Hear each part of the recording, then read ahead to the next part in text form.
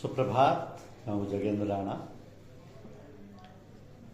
और आज आपसे जिस विषय पर चर्चा कर रहे हैं वो है दीक्षा संस्कार। दीक्षा संस्कार। देखिए, जब पथ प्रदर्शक द्वारा बताए गए साधन को साधक पूर्ण रूप से अपना लेता है और पूर्ण श्रद्धा विश्वास के साथ गुरु के प्रति समर्पित हो जाता है, तो ये समर्पण पूर्ण भले ही ना हो, किंतु ऐसा विचार तो मन में हो, फिर तो गुरु लोग अपने आप सब करा लेते हैं। ये तो यदि एक बार साधक पूर्ण रूप से समर्पण के प्रति संकल्प ले ले तो फिर जिम्मेदारी गुरु की, भगवान की हो जाती है। यही आध्यात्म शिक्षा प्रणाली का प्रथम सोपान है। तो जब ये शिक्षा पूरी हो जाती है तब फिर दीक्षा होती है। विश्वविद्यालयों में जो शिक्षा पूर्ण कर लेते हैं, दीक्षांत समारोह में उन्हें डिग्री दी जाती है।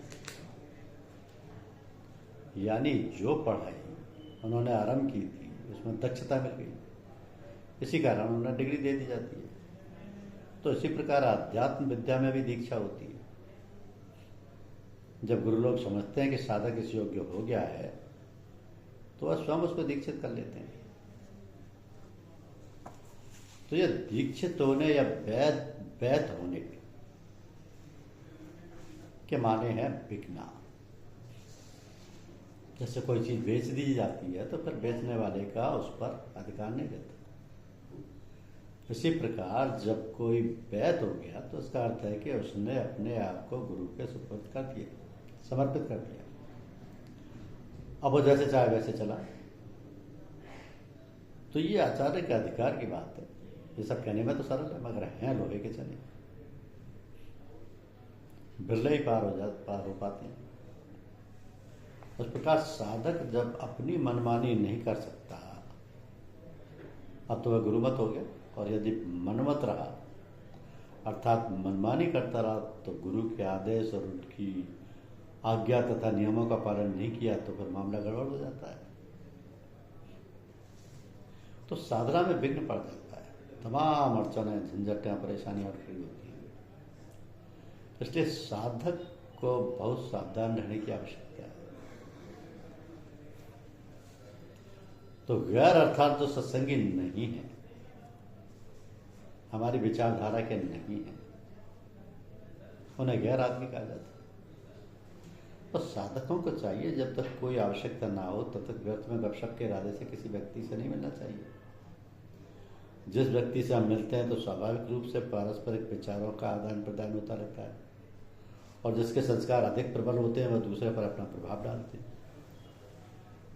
इस कारण अपने समान विचारधारा वालों से, जो भी सत्संगी हैं, भक्त हैं, साधु हैं, उनसे मिलने जुलने में कोई हानि नहीं है।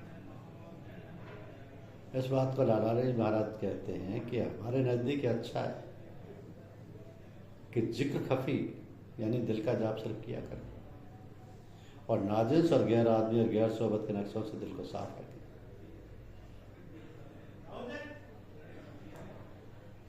भोजन भी मन को प्रभावित करता है, भोजन का भी साधना पर असर पड़ता है।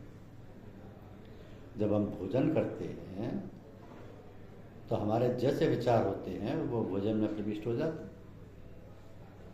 और हमारे मन पर प्रभाव डालते हैं। इसलिए सब जगह, सबके यहाँ, सब लोगों का बनाया हुआ भोजन करना मना है। जो भोजन बनाता है उसके जैसे विचार होते हैं वो भोजन में प्रविष्ट हो जाते हैं और खाने वाले पर उसका बड़ा प्रभाव पड़ता है। इसके सिवाय ये भी विचार करने की बात है कि जिसके यहाँ भोजन करते हैं उसकी कमाई कैसी है, उसने किस प्रकार भोजन सामग्री प्राप्त की, इस सब का भी असर पड़ता है। तो इन सब कारणों से हम जो भोजन करते हैं उसका जो रस बनता है उस सब का प्रभाव होता है। जैसा खाए अन्न वैसा बने मन। इसी कारण हमारे मन की स्थिति ऐसी नहीं रहती। साधना में मन कभी ज्यादा लगता है, कभी कम लगता है, कभी बिल्कुल उचाट हो जाता है। तो ये बात बहुत भली प्रकार सोचने समझने की है कि हमारा आचार विचार, भोजन व्यवहार सब ठीक रहे, शास्त्र मर्यादा अनुकूल रहे और हम धर्मपरायण रहे। तो हमारी साधना का क्रम अनवरत ठीक ढंग से चलता है। इसके लिए हमें हर समय वो सचेत रहने की आवश्यकता है। जब हम सांसारिक कार्यों में, चाहे वो खेती बाड़ी का हो, दफ्तर का, पढ़ने लिखने का हो या पढ़ाने लिखाने का हो, किसी प्रकार की व्यस्तता हो, हमें कार्य आरंभ करने से पहले और बाद में भगवत स्मरण करना चाहिए। प्रभु हम आपके और ये कार्य भी आपका है, हम इस कार्य को करने जा रहे हैं, आप ऐसी दया कृपा करें कि कार्य आपकी इच्छा अनुसार हो और कार्य समाप्त होने पर प्रभु का स्मरण करें। प्रभु आपका कार्य जैसा भी हो सब आपकी दया के पास होगा, आपका ही है, आपने शक्ति प्रदान की, आपको अर्पण करते हैं।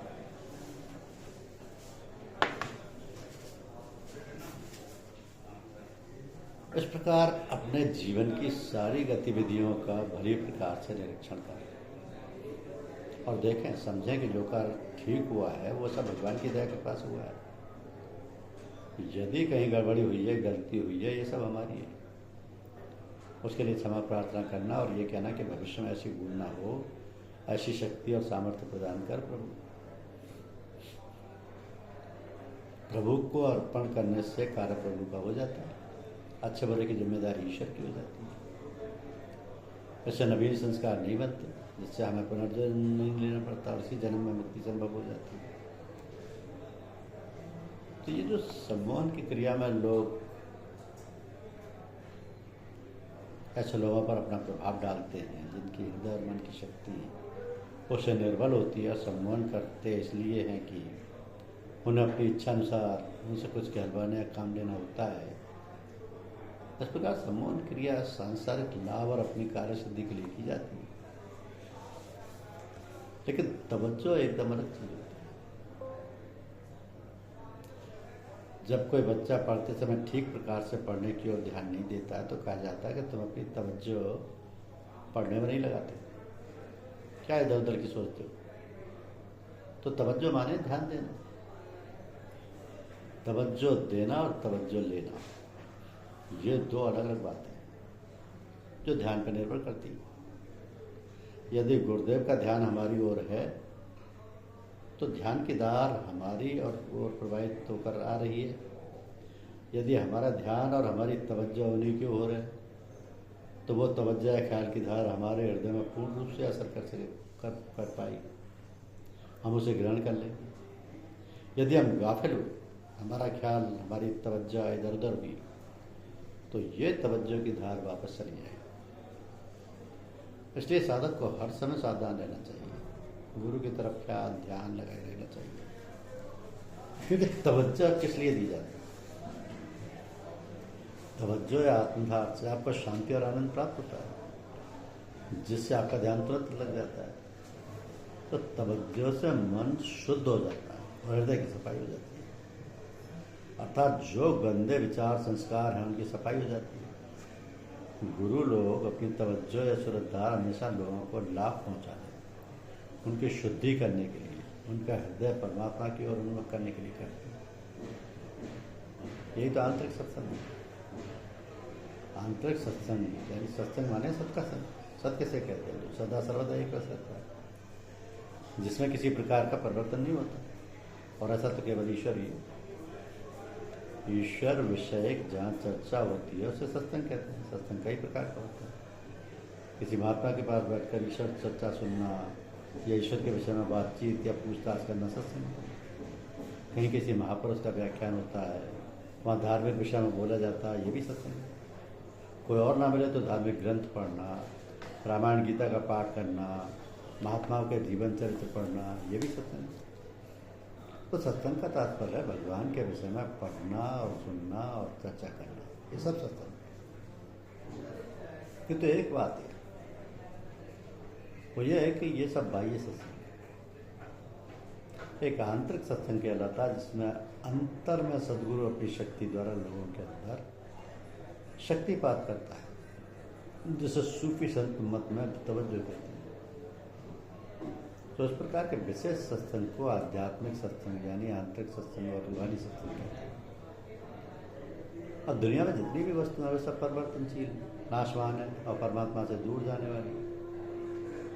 तो अंधकार वो है जिसमें हम ईश्वरीय भोजन व ईश्वरीय ज्ञान से दूर रहें और दूर होता चले जाए, क्योंकि परमात्मा प्रकाश स्वरूप है।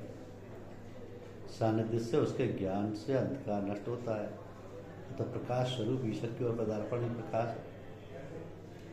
दुनिया में जितनी भी चीजें हैं नाशवान, परिवर्तनशील है, तो एक दिन विनाश को प्राप्त हो रही है। तो संसार से मुख मोड़कर जो आप्त पुरुष हैं भगवान, उनकी तरफ चलो, उनकी ओर उन्मुख हो। तात्पर्य यह है कि मोह माया तज कर भगवान के अनन्य शरण ग्रहण करो, सब तज हरिभज। संसार में जो काम क्रोधादि विकार है, जो मनुष्य को माया में फंसाने वाले हैं, उनसे बचो। उनसे बचने का केवल एक ही उपाय है, भगवत प्राप्ति। तो जो बड़ी सरलता से सत्संग प्राप्त होती है, सत्संग से खास बात ये होती है कि क्षण क्षण सारे जंजाल, काम, क्रोध आदि विकारों से छुटकारा मिल जाता है और भगवान का दर्शन ही नहीं प्राप्त होता वरन निर्वाण प्राप्त हो जाता है। तो सालोक्य, सामीप्य, सायुज्य आदि गतियां प्राप्त हो जाती हैं। दुनिया के सभी काम काज करते हुए, गृहस्थी का पालन करते हुए, रहते हुए उनमें लिप्त नहीं होता, भगवत परायण हो जाता है। सारा कार्यकलाप, व्यवहार, आचार विचार सब भगवान का समझकर भगवान के लिए करता है। ये सब भगवान के लिए करता है। तो ऐसी स्थिति जिसमें कि आपने गुरु को बेच दिया है, गुरु को समर्पित कर दिया है, वही वैध वाली स्थिति, यही दीक्षा संस्कार है। आगे गुरु का काम, आपको जिधर चलाना जैसे चलाना।